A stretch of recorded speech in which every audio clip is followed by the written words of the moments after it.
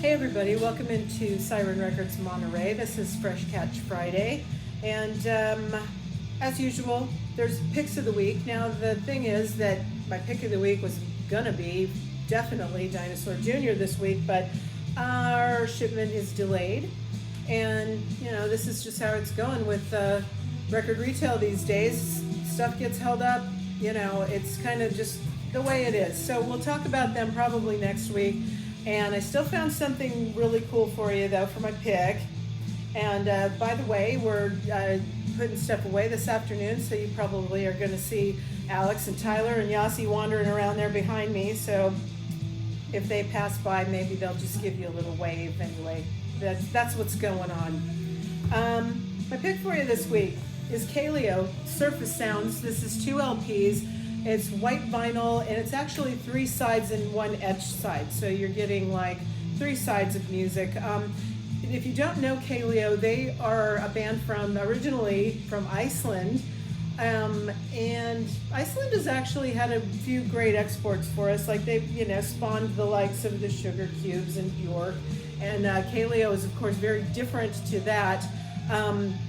They first kind of came on the scene in 2013. That was their debut record. 2016 was their second record, and now here we go, finally their third. And I guess this has been on again, off again in the studio for 2 years putting this together. Their, main guy, his name's actually Yoke Lore, but he kind of spared us the agony, and he goes by JJ Julius' son here. And anyway, they're primary singer and songwriter. And this is kind of interesting because, Iceland is a very long way away from Mississippi, but with Kaleo, they still, when they kind of came to people's attention like half a decade ago, it was kind of hard to believe that these guys, they're not only trying to play like American roots music, but they're actually excelling at it. And the guy has a voice that is really, really magnetic. It's really will harken back to kind of this bluesy, folksy, kind of gritty sound, but really kind of amazing. You would not think that these guys come from Iceland, not at all. Really remarkable for their grasp of American soul and roots music, their song structure, their concepts, the whole bit.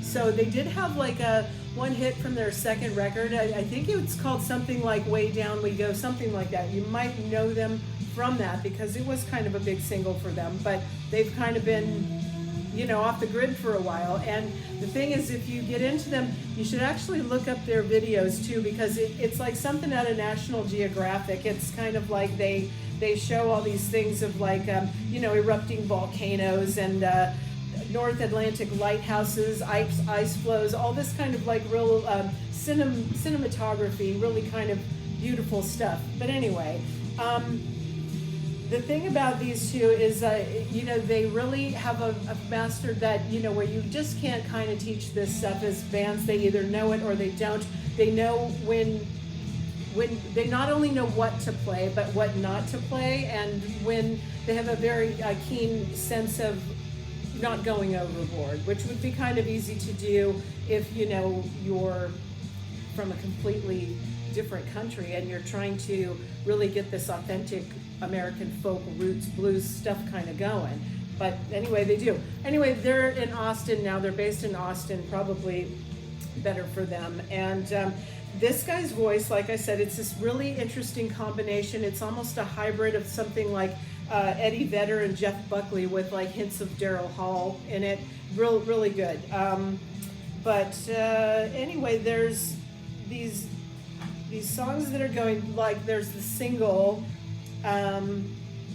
it's called Skinny, and that one is actually a pretty much it's kind of stands out as the obvious single if they're really, but anyway, the bandmates really play off of his voice really well too. And there's this one song called Hey Gringo that it's kind of a ringer for that Rolling Stones Some Girls era. It's got their guitar player is kind of riffing like Keith, and then Julius Sonny's going for his Jagger falsetto, and you've also got the horns and the harmonica, and it's like, just really this kind of pumped up thing, little nod, like I said, to the Rolling Stones, that era, the Some Girls kind of stuff. you might like this. If you hadn't heard of them before, you should. They're really great. They're pretty, you know, they're very awesomely well-paced. So check them out. That's my pick. And let's blast through this pile so that we can all get the hell out of here, okay? So first up, this is, remind you that this is only a stack of some of the stuff, the new releases that came out today, but you know, this is just kind of going to give you a little bit of a taste.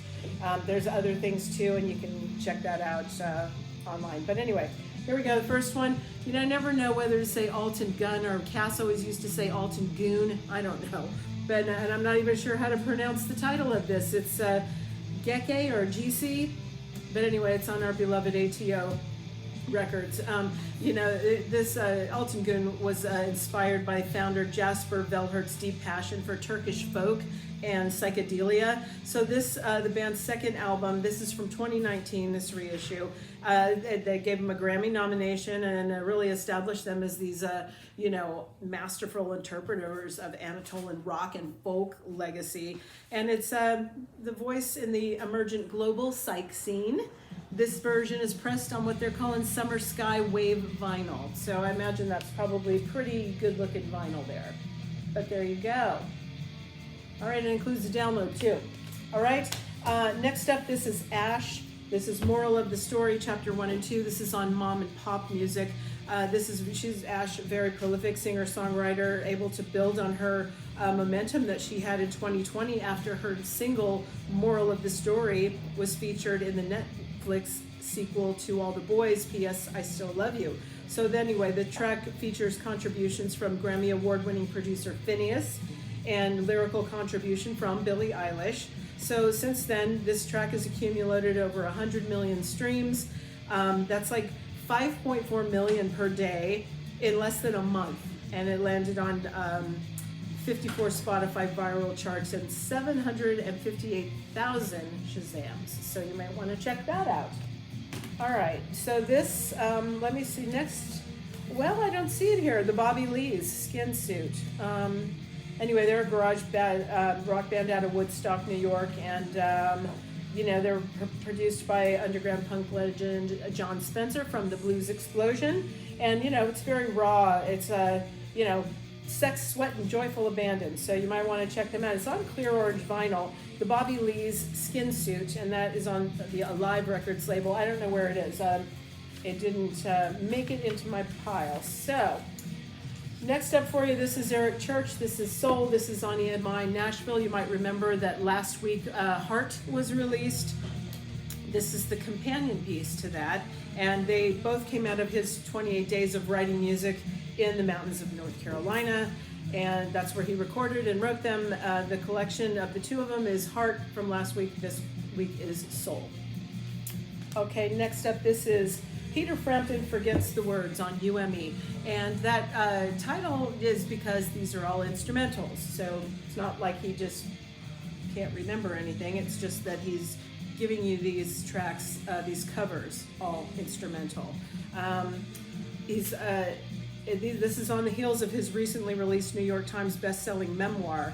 So he's turning his focus back to music now. This is his new studio album. He's kind of brought out his 1954 Les Paul Phoenix, and he brings virtuosic guitar playing to 10 instrumental tributes to his favorite songs, including Isn't It a Pity by George Harrison, Reckoner by Radiohead, and more. So this is on 180 gram. It's 2 LPs of black vinyl, and that's also an etching on side D. So you get 3 sides of music and the etching. All right. This, okay, a couple of titles here, Gang of Four Entertainment and Solid Gold. And this is from Matador.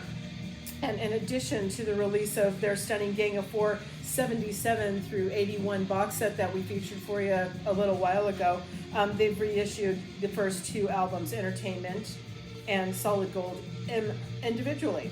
So they've both been remastered from the original tapes by Frank Arkwright at Abbey Road with supervision by John King. So, you know, that box set was pretty awesome, but, you know, not everybody has deep pockets to afford that. Now you can get these 2 on their own if you want that, okay?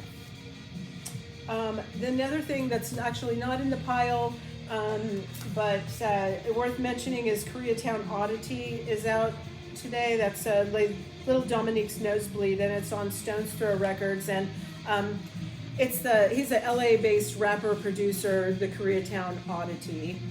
He's got a very distinct lo-fi and experimental sound. The album documents a true-to-life story about growing up black in Koreatown, USA, and it's on Koreatown, Los Angeles. Sorry. Anyway, it's on green vinyl. And it's around somewhere, just not to hand. Okay, so sorry about that too. This is John Lennon and Plastic Ono Band, 2 LPs. This is on Capitol. John Lennon's classic debut solo record featuring Ringo Starr, Klaus Voormann, Billy Preston, and Phil Spector. It's completely remixed from the original multi-tracks at Abbey Road Studios by triple Grammy award-winning engineer Paul Hicks and overseen by producer Yoko Ono Lennon. This is a 2 LP gatefold edition. It includes the second LP is it's all outtakes. It's pressed on 180 gram. It's got a booklet and War Is Over poster. Okay. All right, now we got some Pantera reissues for you. The first one here is Cowboys from Hell, and this was, it is on ATO. This is their 5th studio album. Then, you know, Pantera, American heavy metal band. This was originally released in 1990, and it marked their major label debut and their first collaboration with producer Terry Date. So it's considered one of the first ever groove metal albums, and this is on brown vinyl. I think the sticker says, though, that it's white and whiskey brown marbled vinyl. So I kind of tend to believe the sticker rather than the notes that come with it, okay?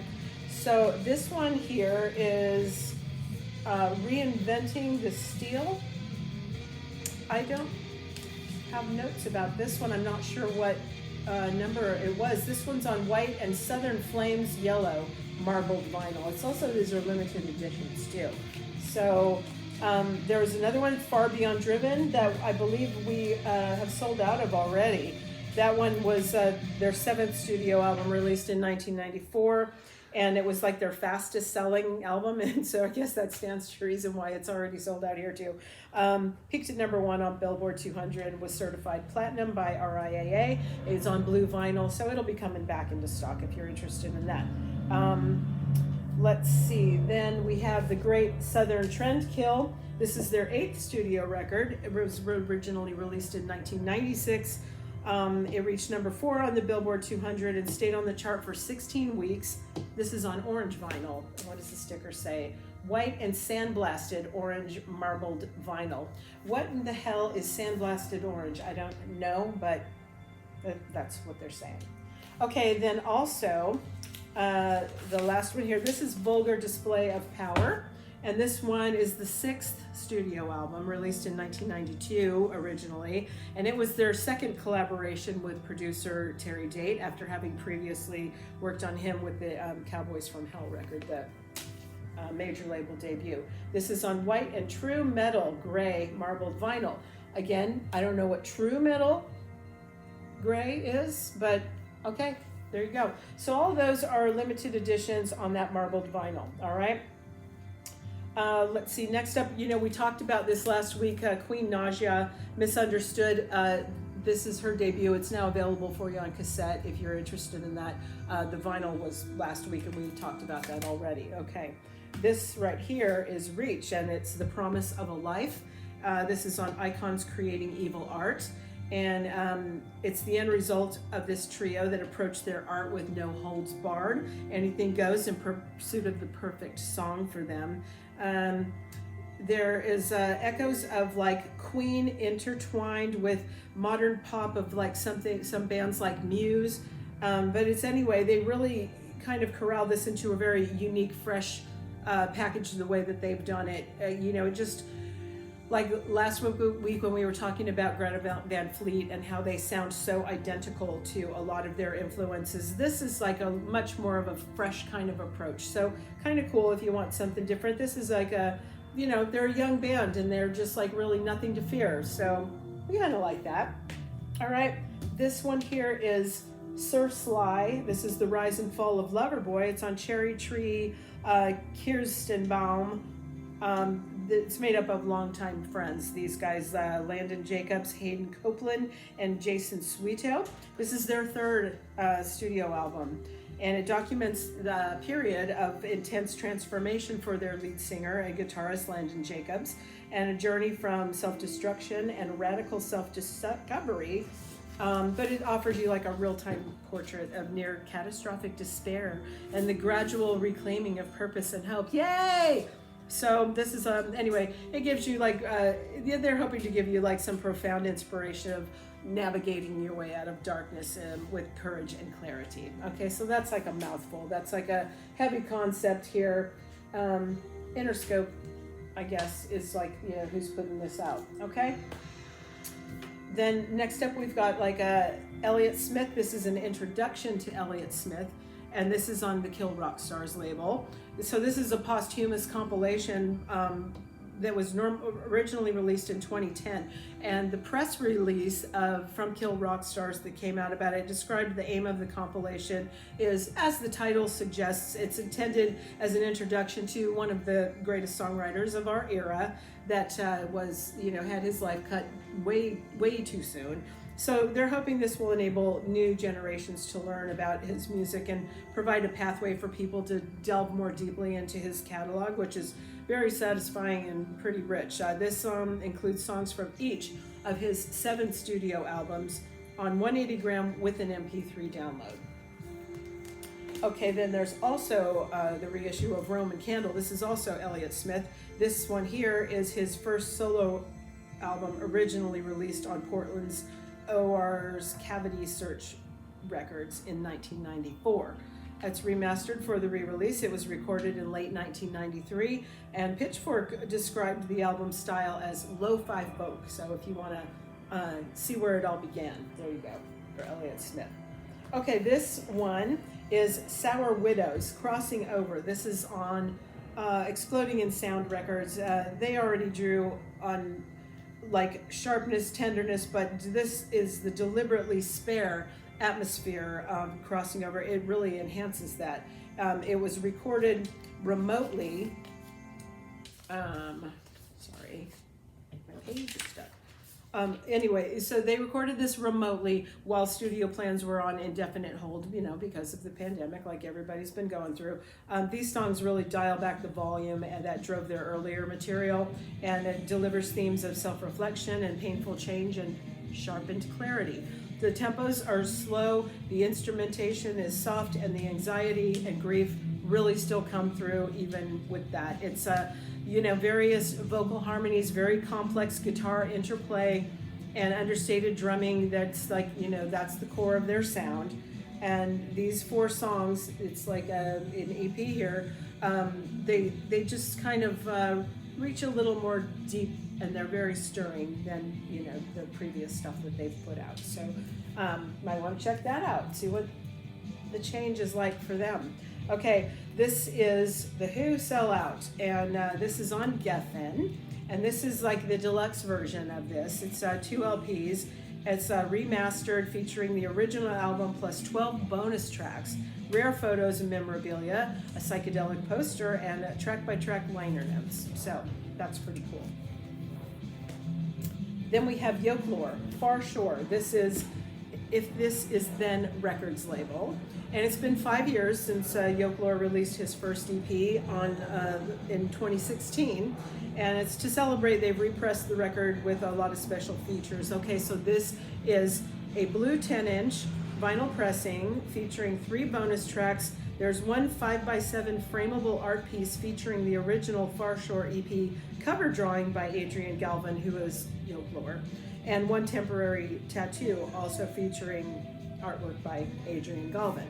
Okay, so that's like, again, the short list, you guys. I hope there's something in there that you like or you're interested in, and I would really encourage you to check out Kaleo, because I gotta feel like they're gonna, you know, really have a big breakthrough at some point. But this is kind of ambitious for them to put out this double LP, even though it's the 3 sides. It's still, I'm hoping that things really kind of take off for them, because they're really kind of too good to be such a overlooked band, okay? So check them out. Try them on Spotify first. Check it out. See if you remember them from their previous records. And anyway, have a glorious weekend. I think it's supposed to start raining on Sunday, but there's orcas in the bay, and I'm going to try to go and see them tomorrow. So wish me luck. I hope that happens. Anyway, have a great weekend. I'll see you next time, and we'll talk about Dinosaur Jr., and I'll see you then. Okay, bye.